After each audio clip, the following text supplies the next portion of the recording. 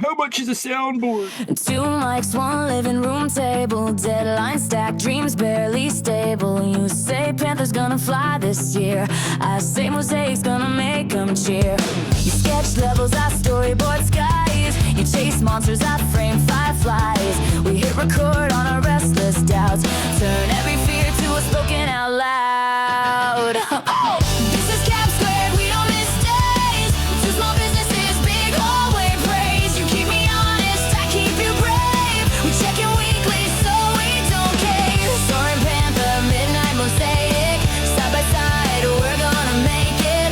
This is Cap Squared, turn it up loud. 2 friends, 1 promise, we'll make ourselves friends.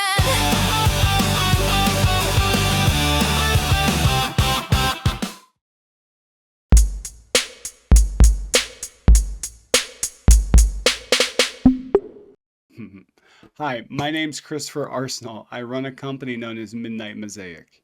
We craft stories for different mediums, from podcasts to books to video games. We bring creativity alive on every front, and we try not to use algorithms against you to gain your audience and your viewership. So, yeah, we're back, mother truckers. Hi, my name is Armando Perez. I run SoaringPanther Studios, where I like to craft stories, but in the form of video games. And yes, we're back, bitches.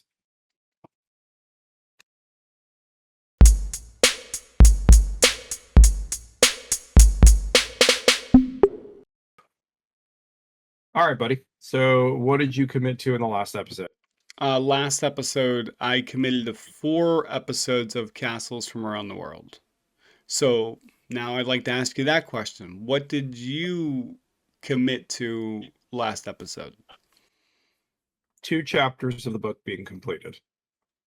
That's kind of what I went for. So now, yeah. So what did you expect to happen? I actually expected to achieve 3. And I expected to, not achieve all 4 of them, but 3 was the hope. And so what did you expect would happen? Same thing. I expected to finish the 2 and then kind of go beyond that and finish the rest of the book.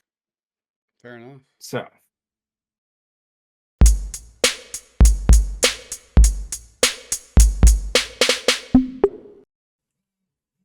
did you meet your expectations? Yeah, I feel like I actually did. What ended up happening was I didn't achieve the complete 4 episodes, but I did achieve 3, which was essentially what I was trying to do, just uptick things. It made me feel, just in achieving that, very proud. Like I could produce this level of work if I could find a better flow, because I knew that wasn't to keep over analyzing goals and stuff was really starting to bog me down.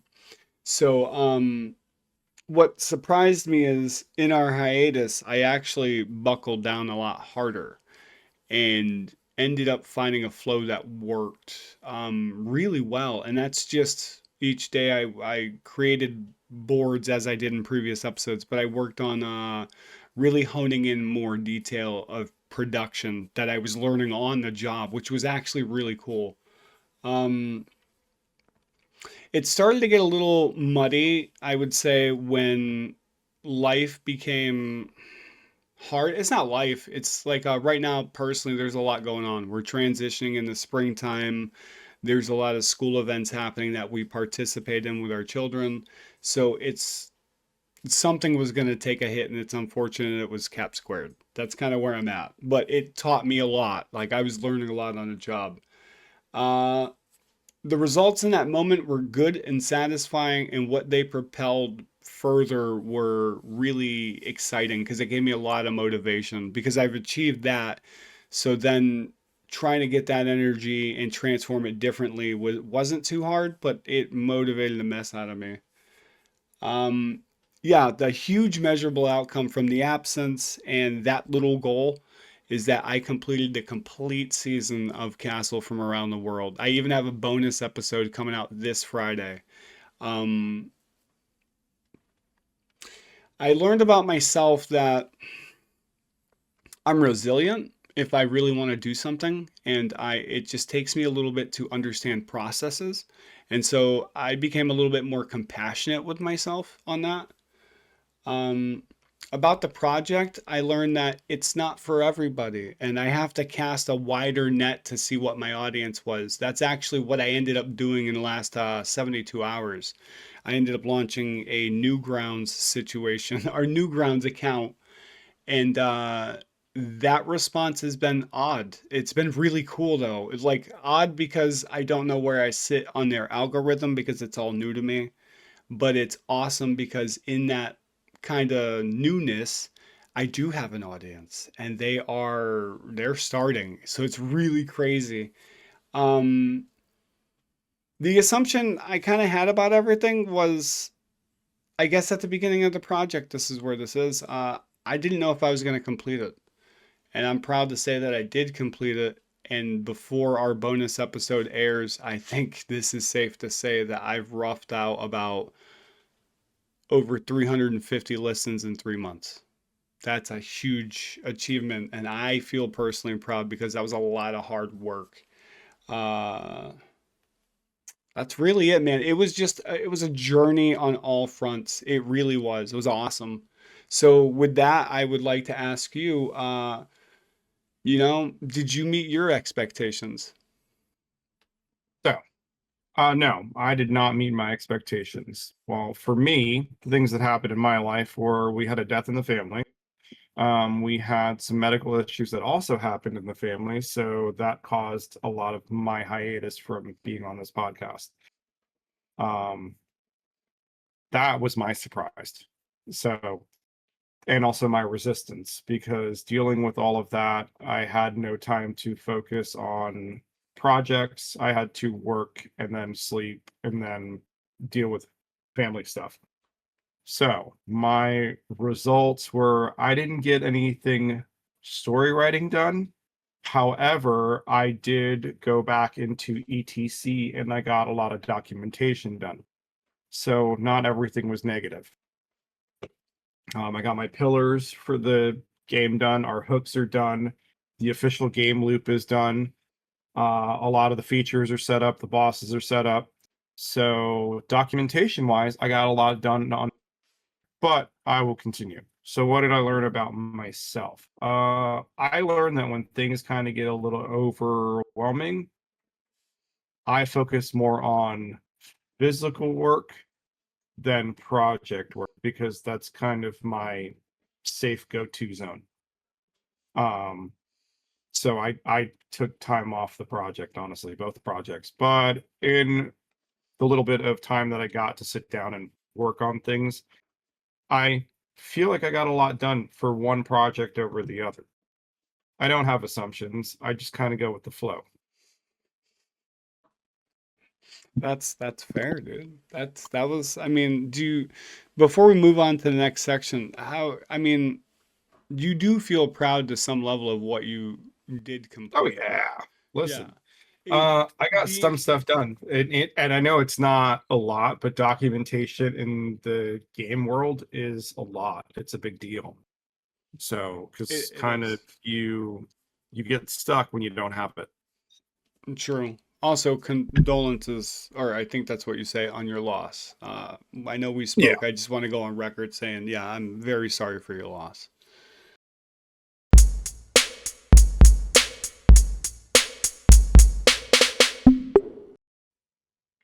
What media are you studying right now?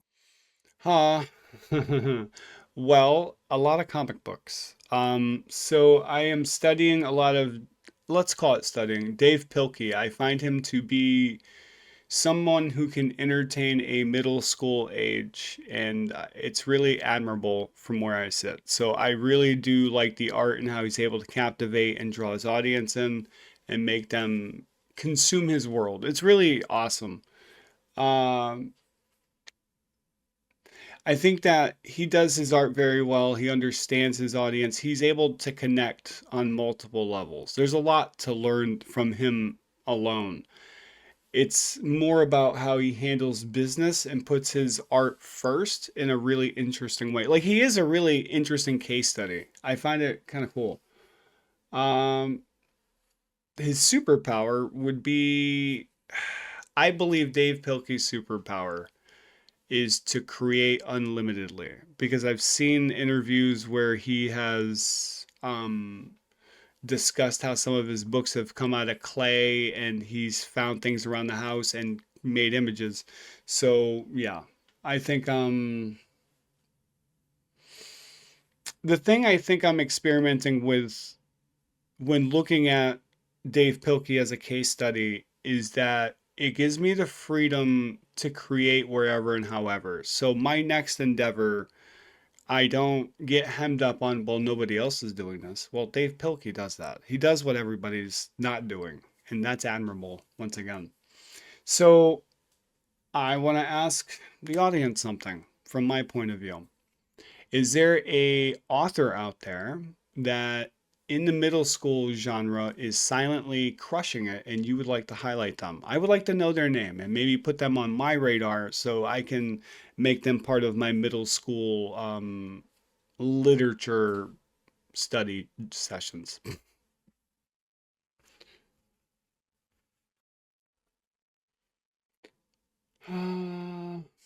You, kind sir, what are you studying currently?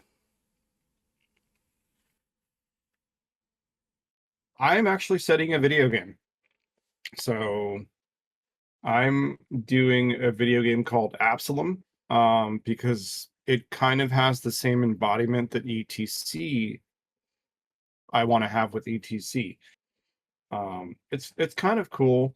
It's very honestly, it's a very quick game as far as like getting in there, playing it, and dying, and then starting over again. But your progress still continues with you. You get new characters. I enjoy that.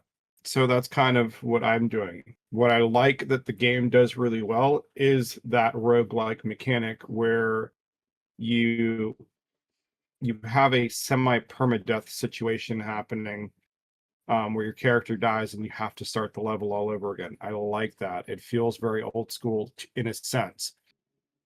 And that's the technique that I want to test, is going back to old school games where we don't have these save points where you could save your game and then just come back to it later. I like the idea of it being simple, short, and um like you're it's very rewarding when you complete a level, but very punishing when you die. So, um, hmm, as far as things going for the book, I'm not really studying anything for the book. I kind of know where and I take that back. I'm sorry. I just got the book. And that's Joseph Campbell's Hero of a Thousand Faces. I just got it like yesterday. Because I kind of like running my stories through that arc of storytelling. So, and as far as asking the audience, like honestly, like what game are you crushing on right now that you're really enjoying? Because that's where I'm at. It's between Arc Raiders and Absalom for me. Absalom is more of a study guide, and Arc Raiders is a fun thing.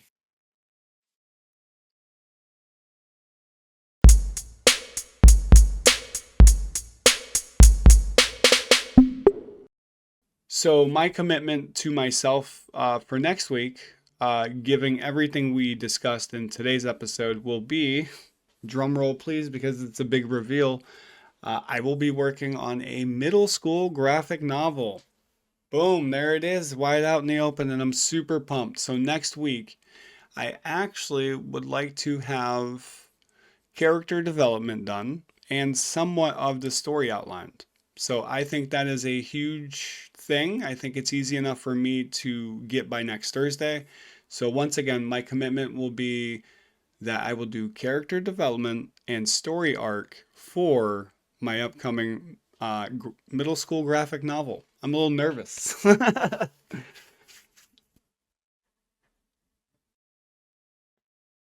My commitment for next week, I'm just getting back into things, so I'm just going to commit to doing one chapter in the book And there is something that I saw in Absalom that it clicked while we're recording this podcast that I really want to study, which is their map layout and how they move the character across the board. I really like that, and I want to study that a little. So those are the two things I'm going to do, because that is something that I would like to do for Adelaide, and its core mechanical feature that is a big part of the game. Mhm.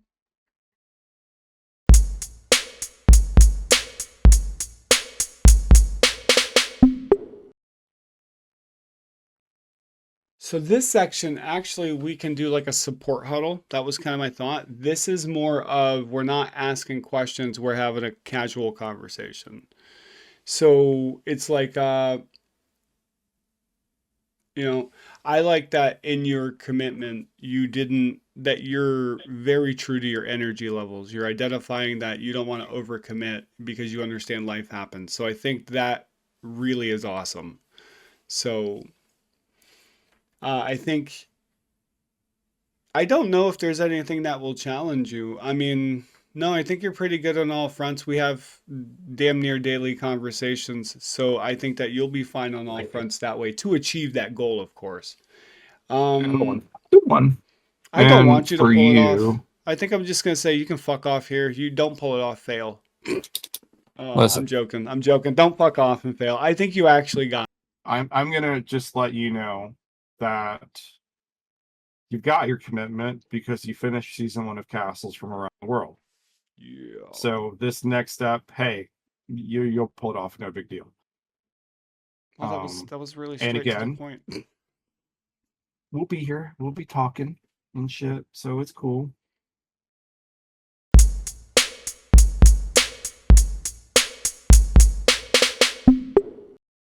Today's episode, mixed and mastered at Midnight Mosaic in New Hampshire, in partnership with SoaringPanther Studios.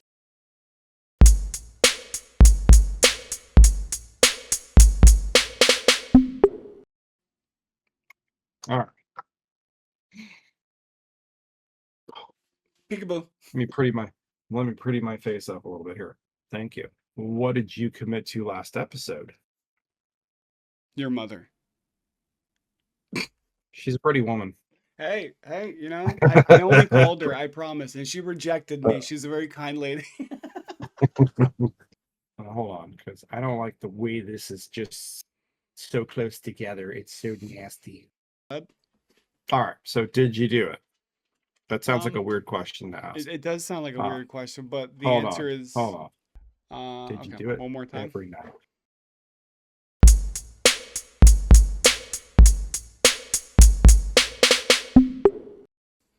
Now, for my outro, I would like to simply say thank you. You guys have been a huge part of why we keep doing this.